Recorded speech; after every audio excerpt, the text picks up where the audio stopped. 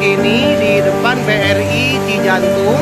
Pohon tumbang ke jalan raya Ciamis Banjar. Barusan saja terjadi angin besar, puting beliung. Terima kasih. Mas Sami. Kenteng tim jajar, mungkin 5 jajar dihanap buka luhur.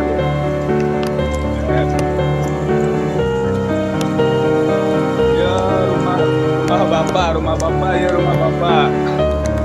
Tuh. Bagian dapur habis. Tangka runtuh.